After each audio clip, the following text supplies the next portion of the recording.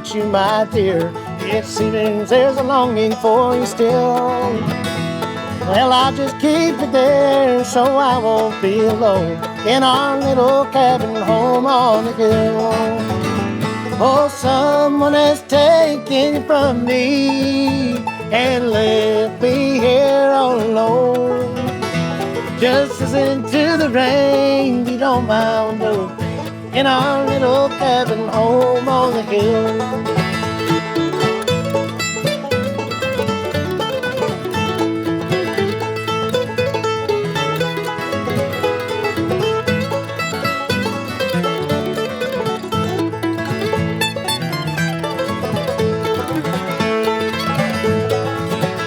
Well, I hope you are happy tonight as you are, for in my heart there's longing for you still.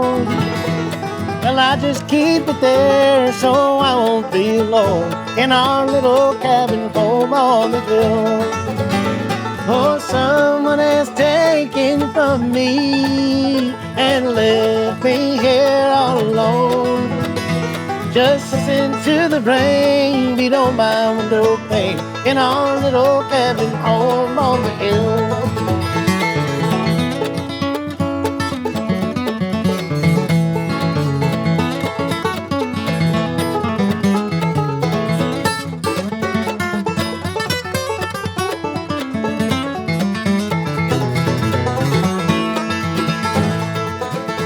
Now when you have come to the end of your way and find there's no more happiness for you, just let your thoughts run back once more, if you will, to our little cabin home on the hill. Oh, someone has taken you from me and left me here all alone. Just listen to the rain beat on my window pane in our little cabin home on the hill. Here it comes.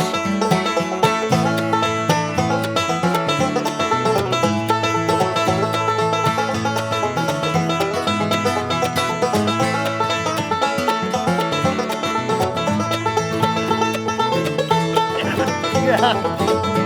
Oh, someone has taken from me and left me here all alone. Just listen to the rain beat on my window pane in our little cabin home on the hill. Got that big Jim Mills rake in there. Yeah, that's actually the Terry Balcom move. Right? If it's in tune, though. That's like, and that's not a thing, is it? If it's in tune, Yeah, you can't rank it like that and be in tune. Actually, yeah. You know, if it's yeah, I don't know. the only way to get a rake is if you can hear all five of the strings go. That's awesome. So we're hanging out here in beautiful North Carolina. Jens Kruger, this is the estate. This is the recording studio of the estate. Exactly, right. No, we're very proud of this building. It's beautiful. It is from the outside, it looks like a beautiful barn, and then inside, it's just this beautiful room, and it's sound insulated, and it sounds great. It's fun to pick in, and this was an honor because we came off of the Merlefest Weekend, and you were working your tail off, both you and your brother, and it was just it was an awesome weekend. It would rain a little bit. We were very lucky. We there was one shutdown, when we played Creekside stage, and we were short one song, and they had to shut down the entire festival. That was probably your best song, though, right? No, actually, I was happy it ended there, and there was lightning. Yeah. And our former sound engineer Bernie Verluti, who worked with Allison for so many years, he actually got hit by lightning once. And I'm glad they put this into rules, that shouldn't do it. If you have that many people, you should be careful. That's dangerous. And so they had to shut down the festival for a little while, but we with our sets we were very lucky. Chris Jones, the Night Riders, they were playing at the same time up at the Walker Center to shut down the festival, and they just stood in front, played acoustic. if we would have played there, Joel wouldn't have been happy. It's electric bass. Here's one. Boom, boom, It's boom, like, boom. yeah, he would like boom, boom, He would boom, sing it. boom. He could actually. He could. Yeah, he sometimes, we're not to call him lazy. But I'm going to. No, Joel is awesome. No, He is seriously. awesome. So sometimes we're backstage, and he doesn't want to get his bass rig, to practice and warm up. So he just sits there, boom, boom, boom, boom. And he actually sings the note, really always perfect. He's probably thinking in his he head does, what he's going to play. I said, give him a microphone is enough, Yeah, I love that. He doesn't need. That's awesome. So we're discussing stuff. This is a long history of you guys playing music now. You were saying, actually just in here, today marks 50 years from the very first paid gig for the Kruger Brothers. Yes, my brother and I had our first paying gig show 1973, 1st of May. And so yesterday Uwe was here and, we celebrated a little bit. It's just feels interesting to have, 50 years under the belt, of playing for people and getting paid for it. But we became professional musicians in 1979. Before that, of course, we were still in school and doing that kind of Sure. But it was always clear that for me it was always clear I want to become a musician since I'm 7 years old. I heard a banjo and I asked my mom, because we always played music since I was born. In the family, because we played music, not professionally, but sang every day. So, but at 7 I heard a banjo. I said, "Are there people who only do that?" And she said, "Yeah, they're called musicians." And I said, "Well, that's me." Well, that's a very loose interpretation. Banjo player, not musician. But I mean, now, if you come want on to go there. In general. Actually, the interview started kind of good.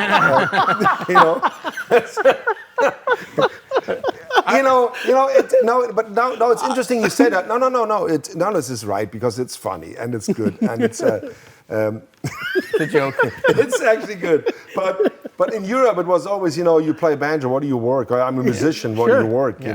And in America, when we first came here, then as a band, as the Kruger Brothers in 1997, people ask, what do you do? Well, I'm a musician. Yeah, fine. It's not something that is. It's just a regular profession, and that's what it always was for me. I get up every morning and I start working. I either write or I compose music or I produce or I'm in the office doing business or I'm meeting up with Uwe and we're going through programs and going through things and learning new material that are just written, and it's a constant process of development. I think that's what kind of set you guys apart from even some of the professional musicians that are around. And we've discussed this a lot with various different musicians that we've known through the years. There's players that are really good players that play music and they do it for a living. And then there's the ones that are like professional musicians that do exactly what you said, Treat it like which a is job. it's a job. You have to think, even though it's a great job, you have to think of it that way. You have to continually work on your job, your craft, and continue to do it. You can't just go, I'm just going to work on the weekends and just play shows and just hang out. I think it works for some people, but it's not something that I would say everybody should do. I just feel. I just love to get up and work. I love to get up and do something, have a purpose in life, and I personally love that. So, and I also think people will always see results. Sure. So if you're not working on something, how can they ever see results? Yeah. So I need to do the results while they don't see me. I work on these projects, like compositions, and you see the stack of music there, right? That's Yeah, just I saw part that. of so these notes don't write themselves, so I have to do that. And at one point, That's going to be my favorite quote, by the way. At the end of this, these notes don't write themselves. There is AI coming out now, so your job's going to get a lot easier. Well, actually, we get to that in just a second. But I don't really seriously. But I like to actually come up with my music and write it and arrange it and maybe compose it for symphony or quartet or just think of Uwe, Joel, and me and really work on that, because it sort of reflects an inner world. And then at one point, just a fragment of that actually makes it on stage. Yeah. Sure, absolutely. But then all of a sudden I have something on stage. People come and say, "When did you come up with that?" And I said, "Well, in the time you haven't seen me." Yes. And so I saw that with a lot of people. Doc Watson, I just wrote a little article about Doc Watson in a magazine, my first paid magazine article. paid very little. Hey, but now you're a paid author. Yeah, now you're a paid author. Professional. Yeah, you're a professional now. A professional contributor. No, when I said, Doc, wasn't that a good quote? He said, it takes me a long time to come up with something that's worth playing for people. Or Bill Monroe said, just write your music, you know, that's what people want to hear. Don't play bluegrass, I did that, right? So in a very good way, you know. Sure. And people like that can encourage you to work and don't give up on yourself is a good thing. Yeah. And you know, so with my brother, we always encouraged each other, you know, on playing and being on stage is our happiest time, pretty much, you know. That's where we went wrong. Yeah. We did the opposite of We encouraging didn't each other. encourage each other. Yeah, We were just cruel. No. Hey, you. You stink. No, I remember when we first saw you in Louisville, you know, in the Galt House, you know. That was at the times when we were doing idiot things, you know, like running around like kids would do at a big giant bluegrass. They probably didn't see that part of it. That was behind the scenes, riding the elevators up and down. You were great, you know. We spotted you right there, and we said, you know, that's a great band, and we love that, you know, brothers playing together. You know, that's just it's a beautiful thing. Well, and that's the deal. You guys have been coming. You came over here, so 50 years ago, first paid gig. When was it that you started coming to America to play? Well, I played a few shows with Bill Monroe in 1982. He invited me to play with him, and then I stayed on his farm for 2 months. I got to play the Grand Ole Opry and got to do all these things, and so I got to meet a lot of bluegrass folks then, you know, like Kenny Baker, of course, you know, I played with, and Mark Embry, who was the banjo player at the time, actually, you know, the official banjo player. He was the man. He was the bluegrass boy. He was the kindest man that, you know, and I met all these wonderful people in 1982, and then I was offered to do some jobs, you know, stay and do jobs, and then I saw, well, I cannot really develop if I, you know, my own thing, if I'm joining a band that just travels and plays the same 12 songs pretty much every night, you know. So I felt like I had friends, you know, in Switzerland that had a big record collection, and I could play, you know, in a band there and learn from the record collection. And so when I went home, I seriously started. I mean, I always worked. I always, you know, let's say practiced a lot, played a lot. But then I really knew what I wanted to learn, you know. I wanted to copy everything that I could, get my hands on even better. And then at one point I said, no, now, not that you ever know enough, but I said, well, it's starting to repeat itself, you know, and I have to, my time's running, my lifetime is running, so I have to take care of what I want to show to people, right? Because we have this saying, we say, you know, like, you could speak 12 languages perfectly, but does that make you want to say anything useful? Well, that's right? That's right. So you got to figure out, you know, what is your justification being on stage? Either you play what is known a lot better than anything that's ever been done, or you do it just as good so people can reflect on a memory they have with that, or they're your friends and like you anyway, or, you know, you're just something new and you have a little bit of different take on it. Tony Rice actually put it in good words once. He said, it's about 90% tradition, 10% of yourself. That's a very safe bet. Yeah. And in bluegrass, right? Yeah, especially. And I think my brother and me took it a little further. I think we're about 50% or 60% original, or even more, you know, sometimes. And it was because the music I write, I believe, has enough connection points. It's not trying to confuse people too much with constant time signature change, or I'm not challenging people on a too high of an intellectual level, but I seek melodies, right, that are followable but new. I think you also have a cool advantage in that you don't come from the roots of the music too, because I think the listeners also love to kind of follow your explorations of who you are a little bit too, and see that you're incorporating their tradition as well as the root of where you guys come from musically too. And I think that also gives a really cool take for a listener, other than, you know, this is bluegrass, this is what it's supposed to sound like, this is where you need to be. And that's where I think you were talking about, you know, a Rice quote of, you know, 90% and 10, where you guys are allowed to have a whole lot more space, because the fact that you're coming in and bringing a whole nother subculture, or a whole nother culture, not just a subculture, but a whole nother culture. That helps the listener too, I think. Yeah, it's there's always been bands, coming from other countries to America, playing bluegrass, to the point, from all kind of countries, being able to play really well and playing arrangements great, having good timing and having good tone and everything. But then in the end, they're not from Kentucky, and in the end, they're not doing the real thing. So it was very important for us, and sometimes hard, because you don't really belong anywhere, because you don't belong to the IBMA really, and then you don't belong to this, and you don't belong to that Spigma, and then you're sort of in the air everywhere, and it's also hard for management to market you or booking agents to actually sell you, because they cannot just say, "Oh, you're bluegrass," right? So they cannot just say you're Americana or you're classical, because we play lots of classical events, for instance. But I think that actually gained you guys a whole nother sound, because again, as us following you guys from more of the bluegrass side, I think that was what was awesome, was the fact that it was your music, and it also gave all of us who were sitting there listening to a whole day of the same sort of thing. I'm not trying to say that everybody was doing exactly the same thing, but it was that same genre feel. And when we did get to play the shows with you guys, and it was a totally different deal, it was like this breath of fresh air. It's another take on what we were listening to, and it gave us that opportunity to listen to you and go, all right, these are where these guys come from. I get it. I get this, right?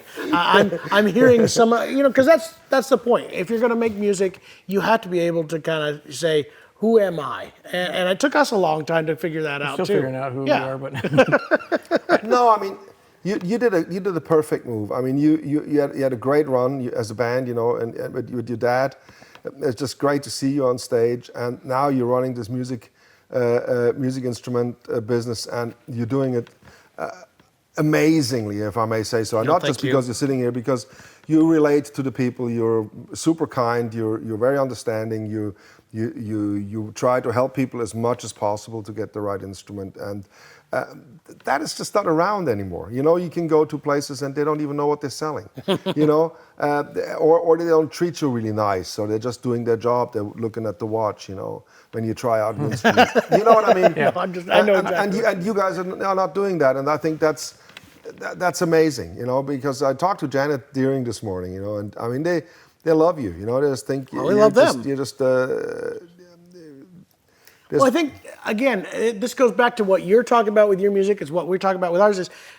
This is a love thing that we all have, is the music, right? Yes. And to get other people to be able to experience that's a hard thing to do, especially when they don't understand what it is. And for us now on the retail side of it, to be able to, like you said, to go in and say, this is what we feel, this is what we do, and you need to kind of get a chance to feel this too. Yeah. And you're doing the same thing with music, You're saying, this is what we feel, this is what we love. We'd love you guys to listen to it and experience some of what we're doing too. And I think that's the tie-in, is the people who are passionate about the art forms, the style of things that they're doing, getting this option to kind of work with people to do it. There's, in the long run, let's go back, to 50 years.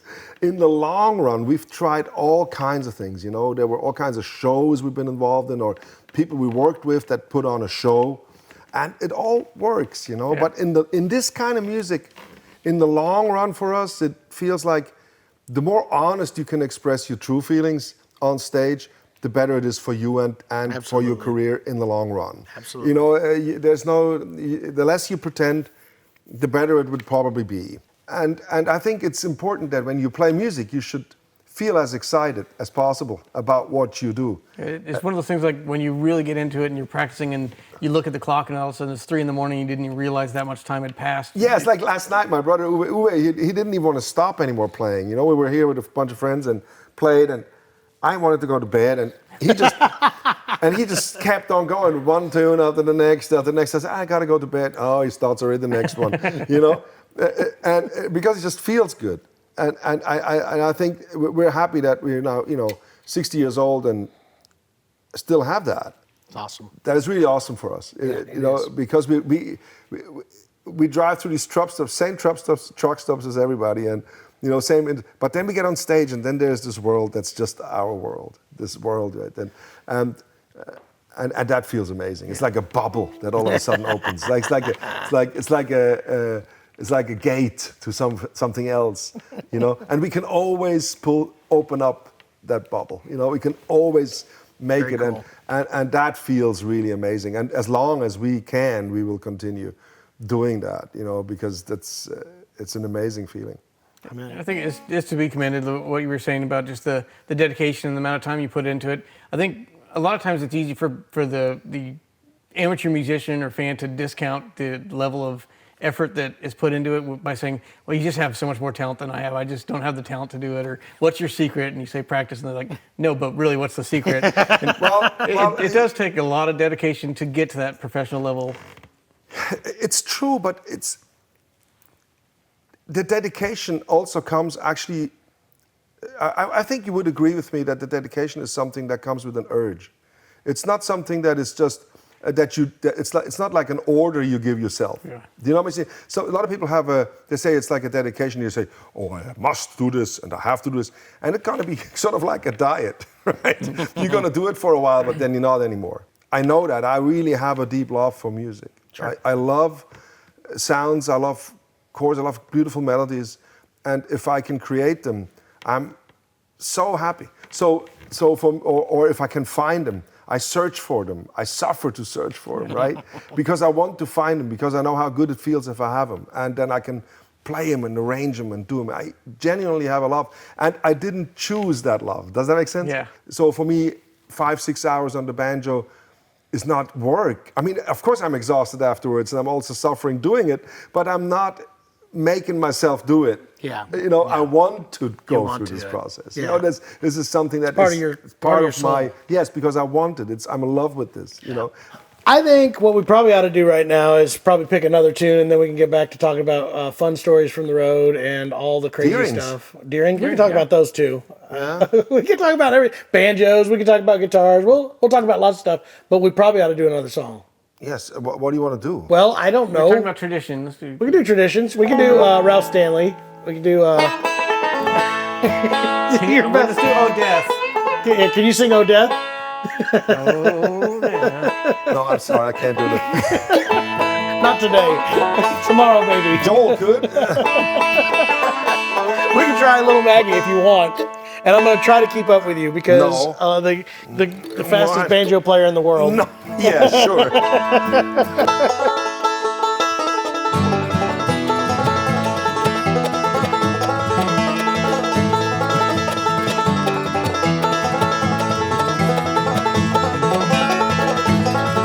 Oh, yonder stands little Maggie with a dram glass in her hand. She's drinking away her trouble and courting some other man.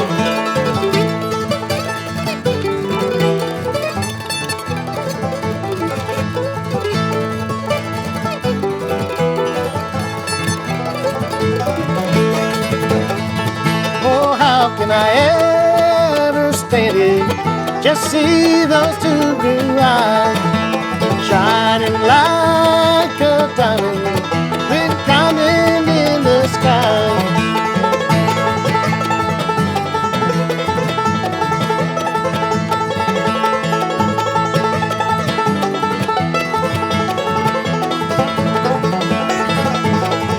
Well, last time I saw little Maggie, she was sitting on the banks of the stream with 44 around her and a banjo on her knee.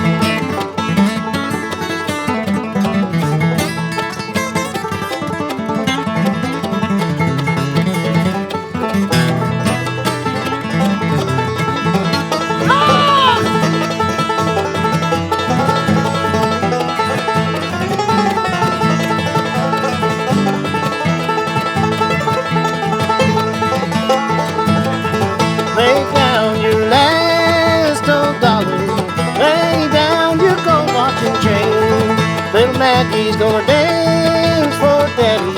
Now listen to that old banjo again.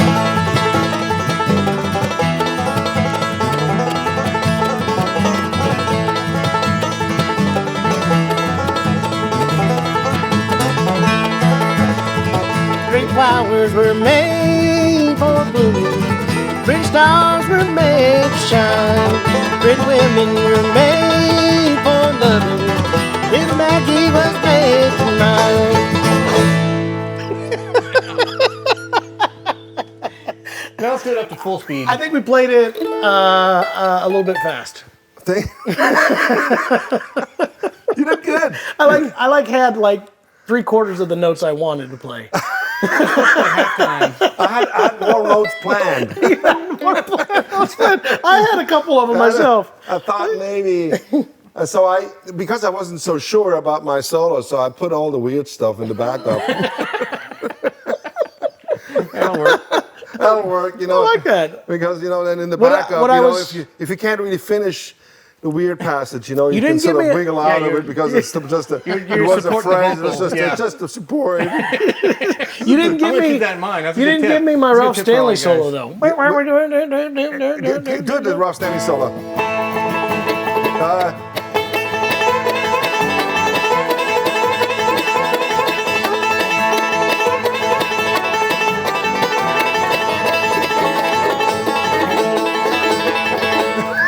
There we got it now. I feel better now. But I need an arch top.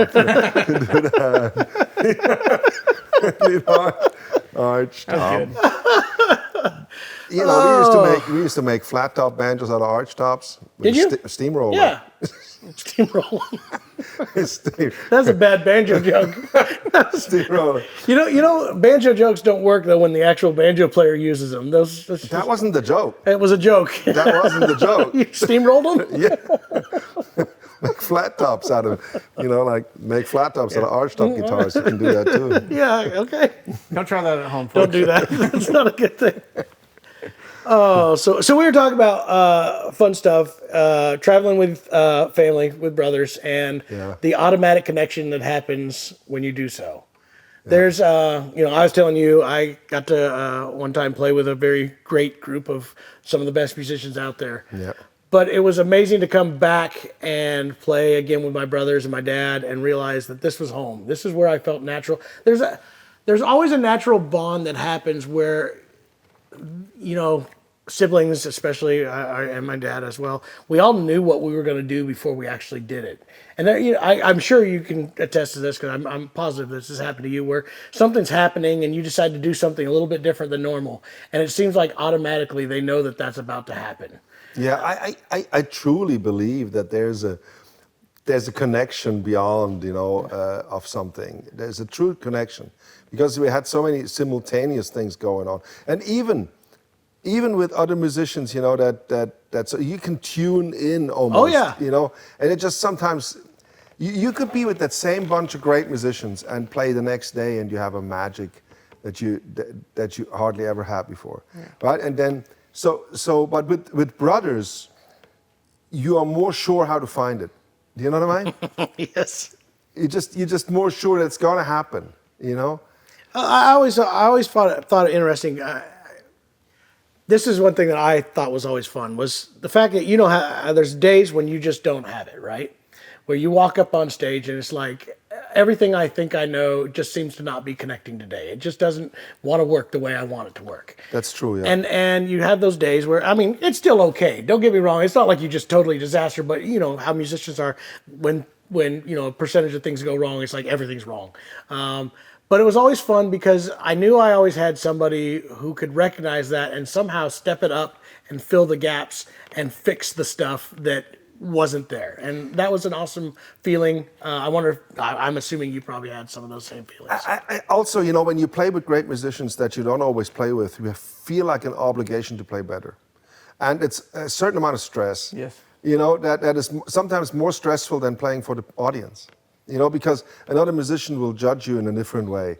And you want to make a good impression, so you want to be the best, and that can put you under a lot of pressure, so it's always, that's always the, but when you play with your brothers, they know exactly how you are. You don't have to pretend, so you can let go a lot easier, Sure. And then when I mess up, what I do, it's like on Creekside stage, play a pretty complicated piece. And in the end, I miss a note. I'm going to an F instead of an F sharp. And it throws me off. And that whole passage, you know, sort of loses it. And so I go back and just a few bars later start that same passage again. And they hear exactly, I'm starting over again. Nobody knows it. It just, That's awesome. It just moves right in there, and it just moves right. There's no, they know exactly where I am. It was an automatic communication and I don't even have to look to... around, nothing. It's just moving right out. And the song finishes, and it just sound like maybe a different arrangement, but it's nothing that went actually totally wrong. Does that make sense? It does. And that is unbelievably satisfying, you know, to be in that position. Well, let's try to get another one right. Sorry.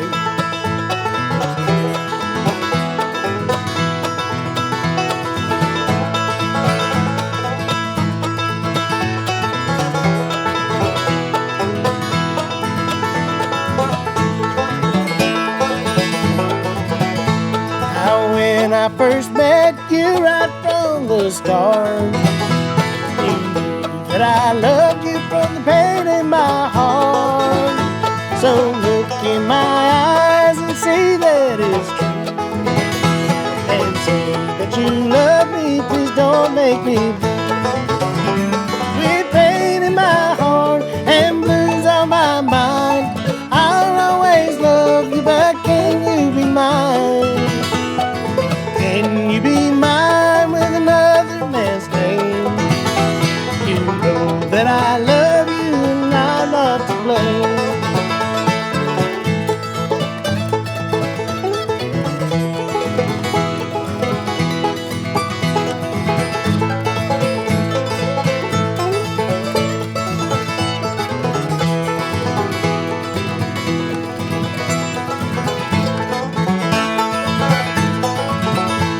I'll say that you love me and you will be mine.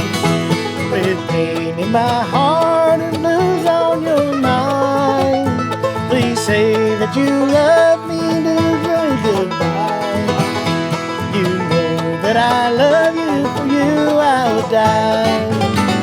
With pain in my heart and blues on my mind, I'll always love you, but can you be mine? Can you be mine with another man's name? You know that I love you and I'm not to blame.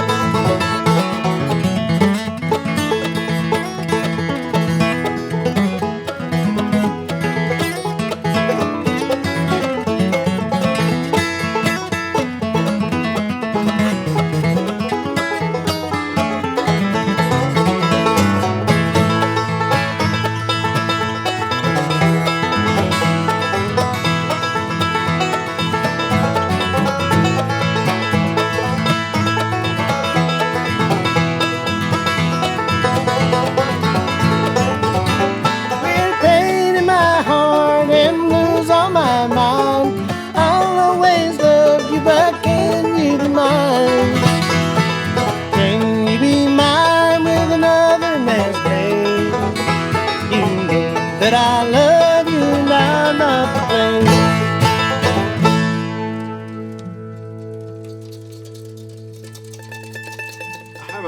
I have a little blue chip here. It's a rattle. It's a cowbell.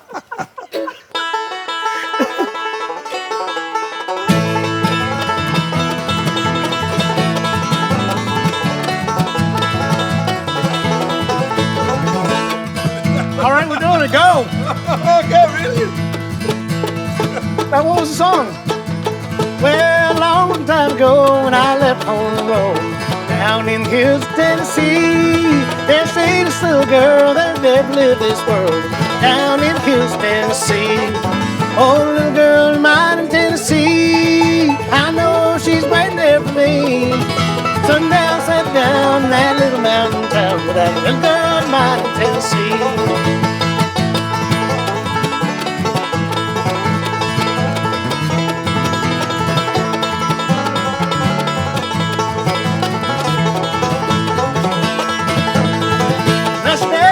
Go, you were sorry, dear, I know, for the way you treated me. But I rambled all around and nothing can be found take place in Tennessee. Oh, little girl of mine in Tennessee, I know she's waiting there for me. Sitting down, sat down in that little mountain town with that little girl of mine in Tennessee.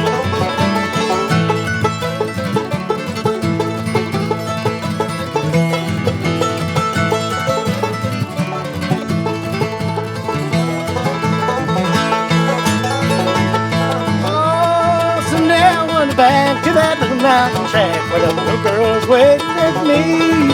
I can see her smiling face standing over at the gate. Little girl of mine in Tennessee. Oh, little girl of mine in Tennessee, I know she's waiting there for me. Sundown sat down in that little mountain town with that little girl of mine and go again.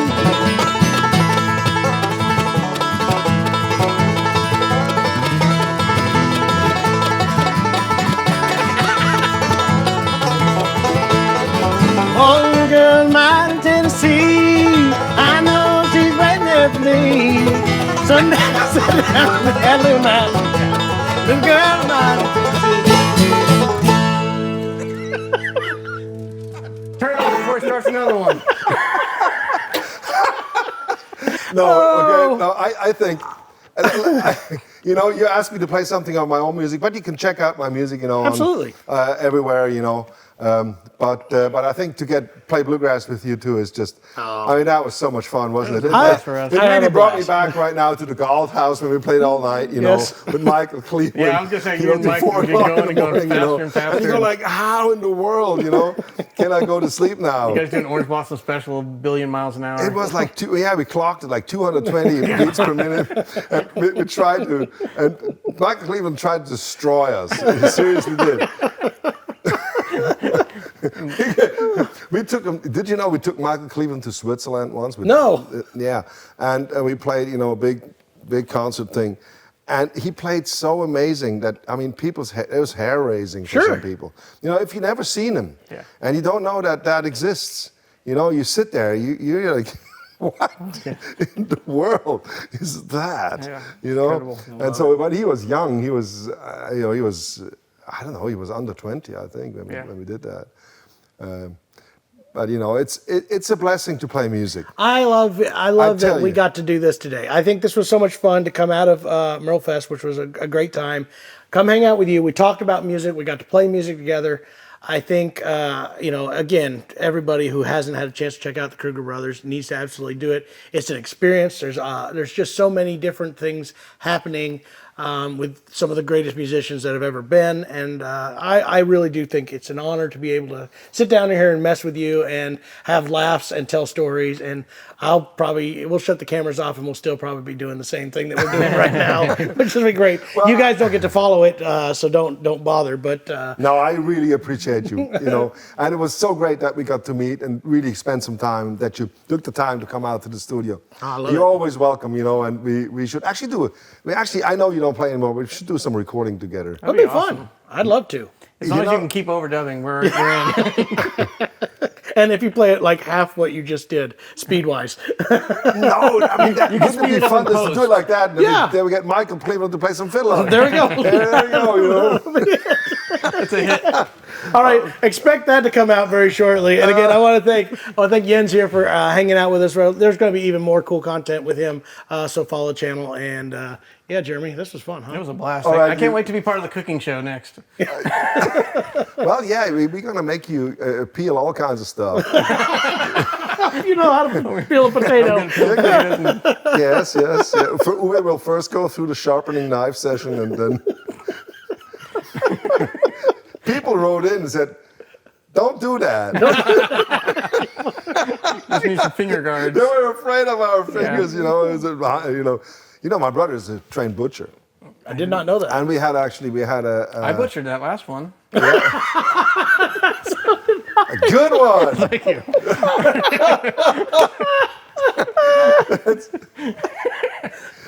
Come on, stop it. What's wrong with you people? This is serious instrument business. This is like, you know.